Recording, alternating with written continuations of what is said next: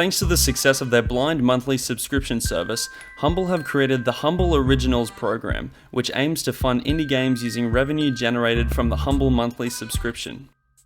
These Humble Originals are to be included in each month's subscription-only package, and first off the mark is Elephant in the Room, a game where you control an awkwardly large elephant stuck in the top floor of a house with the goal of leaving the building without being acknowledged by any of the many occupants roaming around inside.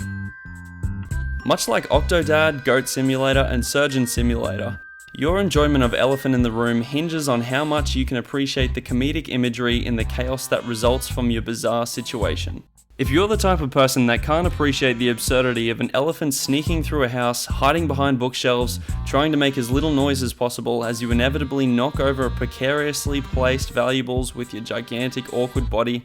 then you will get very little enjoyment out of Elephant in the Room. On the other hand, if you're the type of person that giggles at the thought of a timid elephant searching cupboards for peanuts, avoiding wandering humans, and bludgeoning unfortunate victims that happen to discover your presence, then Elephant in the Room has enough potential to give you a few good chuckles and a fun hour or so of gameplay. Your control over the elephant is about as awkward as the situation you find yourself in.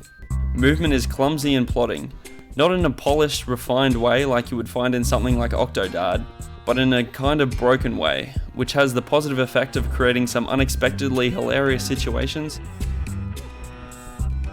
and the negative effect of constantly feeling frustrated with the controls.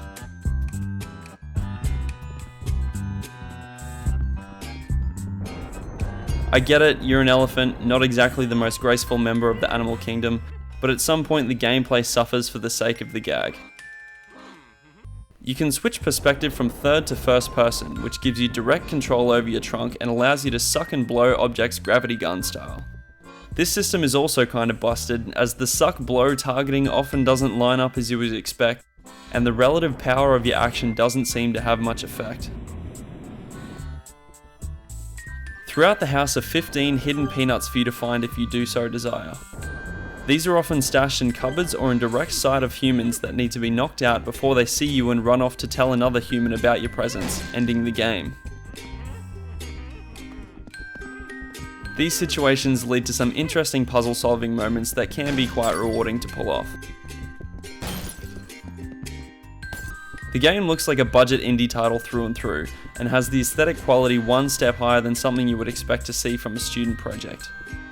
That being said, the game looks fine for what it is, and its low budget aesthetic adds to the hilarious absurdity of the action.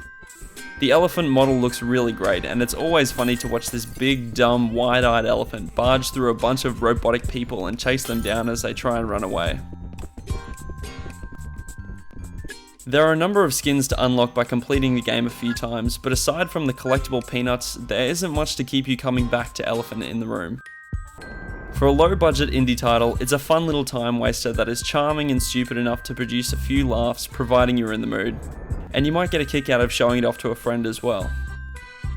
It's hard to feel anything apart from excitement for the future of the Humble Originals program.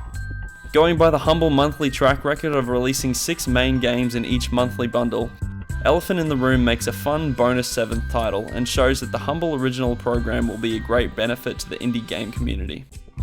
For my money, this is a good first foot forward for the Humble Originals program and has convinced me to retain my subscription to the Humble monthly service to see what comes next.